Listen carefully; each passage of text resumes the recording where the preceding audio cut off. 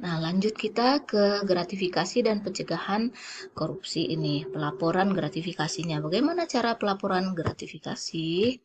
Nah, jadi unit pengendalian gratifikasi atau UPG itu ada semuanya sebenarnya ada pada semua instansi ya. Kalau di Poltekkes tuh ada unit pengendalian gratifikasi. Yang selanjutnya disebut UPG nih, unit pelaksana program pengendalian gratifikasi di instansi.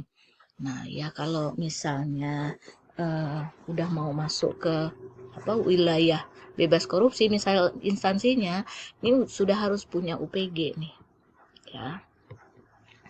Nah, mekanisme pelaporan gratifikasi. Jadi aparatur Kemenkes wajib lapor gratifikasi ke KPK. Nah, untuk mempermudah koordinasi pelaporan gratifikasi di lingkungan Kemenkes dapat dilakukan melalui unit pengendalian gratifikasi atau UPG tadi. Jadi bukan kita yang melapor, teman kita langsung lapor ke unit kita dulu. Nah, dalam hal aparatur Kemenkes melapor gratifikasi kepada UPG harus memberitahukan kepada UPG unit utama atau UPG UPT ya. Jadi disertai bukti tanda terima dari UPG Kemenkes. Kemudian ada dalam hal aparatur Kemenkes, pelaporan gratifikasi kepada KPK harus memberitahukan kepada UPG Kemenkes disertai bukti. Ya, ketentuan pelaporan gratifikasi dikecualikan bagi gratifikasi yang ditetapkan sebagai tindak pidana korupsi dan atau sedang dalam proses hukum. Nah, ini batasan waktunya. Misalnya tadi kita menerima pemberian. Nah, menerima pemberian pelaporan dulu ke aparatur ke unit kita dulu, ke UPG kita. Nanti UPG kita itu melaporkan. Nah, ini UPG pelaksanaan teknis. Kemudian nanti ke UPG unit. Ini waktunya cuma 5 hari nih, ya. Jadi jangan lelet. Waktu saat pemberian kita bisa langsung atau batas waktunya 5 hari. Nah, batas waktu 5 hari itu apa? Kenapa jadi 5 hari? Itu untuk mengamati ini pemberian ini gimana nih posisinya nih. Nah, gitu. Kemudian ke UPG unit 5 hari juga. Kemudian ke UPG unit pengendalian gratifikasi Kemenkes itu 15 hari. Lalu dari ini UPG Kemenkes itu ada waktu 15 hari ke KPK untuk mempersiapkan segala sesuatunya gitu ya. Jadi semua ini dari awal kita sampai ke KPK itu diberi waktu 30 hari, itu 1 bulan ya. Nah, ini Komisi Pemberantasan Korupsi. Nah, ini ya, himbauan terkait gratifikasi itu sudah sejak Januari 2013 ya diberikan ya kepada pimpinan, termasuklah ini perguruan tinggi juga sudah gitu ya. Nah, terkait gratifikasi itu sudah ada dari KPK ya. Potensi gratifikasi di institusi saudara, bagaimana upaya pengendaliannya. Nah, ini tugasnya. Tolong ya Bapak Ibu Adik sekalian, ini tugasnya coba ya kalian diskusikan ya. Diskusikan, jadi berarti ini adalah tugas kelompok ya. Kalau di reguler itu ada 6 kelompok, kalau di alih jenjang ada berapa kelompok, Pak? 11 orang, berarti bagi 2 aja lah, 2 kelompok ya. Nah, ini didiskusikan potensi gratifikasi di institusi. Ya, di institusi. Jadi salah satu saja institusinya. Ya, nggak usah banyak-banyak. Ya, terus bagaimana cara pengendaliannya? Nah, itu didiskusikan di situ. Nah, potensi gratifikasi di Poltekkes. Nah, ini kita karena contohnya dari Poltekkes.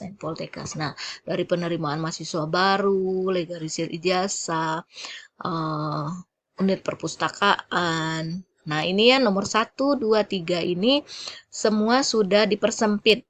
Dalam artian penerimaan mahasiswa baru sekarang dulunya pakai kwitansi, ya pakai manual, legalisir dan unit perpustakaan. Unit perpustakaan ini dia misalnya pembayaran apa nih denda keterlambatan. Nah, itu ya. Sekarang semua ini nomor 1.1, 2 dan 3 ini sudah online semua. Jadi tidak ada apa namanya manual lagi. Jadi ini untuk mempersempit ruang gratifikasi. Kemudian perayaan hari besar keagamaan, hari ulang tahun pengelola Poltekkes, nah misalnya ya, penerimaan beasiswa ini misalnya hari ulang tahun pengelola, misalnya apa ya, pejabatnya,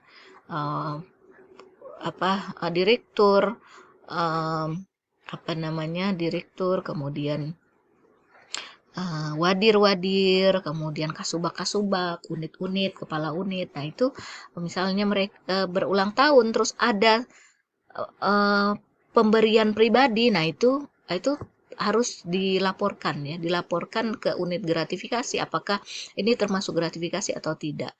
Nah, itu kalau pemberian orang per orang. Tapi kalau pemberian patungan, nah misalnya patungan dari staf, patungan atau beli apa. Nah, ini tidak termasuk gratifikasi ya, karena dia secara terbuka pemberiannya. Penerimaan beasiswa juga masuk. Kemudian penunjukan jabatan. Nah, ini sebelum penunjukan jabatan, nah, kadang karena tadi udah ditunjuk ya sebagai apa gitu, lalu ucapan terima kasih, nah itu hati-hati, itu gratifikasi. Kemudian administrasi kepegawaian, nah ini sekarang semua pakai online, kita udah ngurus diri kita sendiri ya, jadi tidak ada kepegawaian ini Pak, dia mengarahkan saja ya, jadi untuk mempersempit gratifikasi tadi kita semua saya rasa ya, semua udah mengurus dirinya sendiri pakai online itu untuk pengajuan kepangkatan dan sebagainya. Ini penghapusan barang milik negara, pengadaan barang dan jasa, ini masih ya bimbingan karya tulis ilmiah. Nah, ini bimbingan karya tulis ilmiah inilah yang menjadi apa namanya lagi trennya begitu ya. Nah, hati-hati sebagai mahasiswa sebenarnya jangan memberi, karena pembimbing juga tidak meminta gitu ya. Nah, pembimbing juga tidak meminta. Tapi kalau ternyata pembimbing meminta, nah ini bisa dilaporkan ya. Dilaporkan ke UPG. Jadi pada saat kalian melaporkan ke UPG itu nanti posisi kalian itu akan aman, ditutupi gitu kan. Nah, misalnya kan saya itu bimbingannya itu tidak satu, lebih dari satu ya. Sekarang ada tambahan lagi mahasiswa analis, nah kayak gitu. Jadi salah satu, misalnya saya meminta, minta belikan inilah, nah, misalnya gitu kan. Nah, kalian sebagai mahasiswa mungkin tidak keberatan, tapi ada mahasiswa yang keberatan misalnya. Nah, itu bisa dilaporkan ke UPG Poltekkes ya. Dan kalian ini apa namanya di akan dilindungi gitu ya, tidak akan siapa yang melaporkan itu tidak akan terbuka gitu. Nah, nanti UPG akan mendatangi dosen yang bersangkutan ya. Nah, ini sanksinya. Ini ada sanksi di pasal 12B ayat 2 Undang-Undang Nomor 2 Tahun 2001. Masuk ini, ada pidana penjara seumur hidup. Paling singkat 4 tahun dan paling lama 20 tahun, dan pidana denda paling sedikit 200 juta, paling banyak 1 miliar. Nah, ini ya, gratifikasi itu kalau dia masuk unsur suap, nah ini dapatnya nih. Ya. Nah, makanya amannya dihimbau Lambo ya, mahasiswa tuh nggak usah ngasih-ngasih dosennya aja. Tapi kalau ternyata ya, saya garis bawahi, ada dosen yang meminta, nah, kalian bisa laporkan gitu. Ya, dengan aman, Saya garis bawahi dengan aman. Nah, pemberian tiket nonton bola dari rekanan kepada pejabat PNS secara cuma-cuma. Ini contoh nih ya, secara cuma-cuma. Apa ini? Ini pertanyaannya. Apakah termasuk gratifikasi? Jawabnya iya, itu termasuk gratifikasi.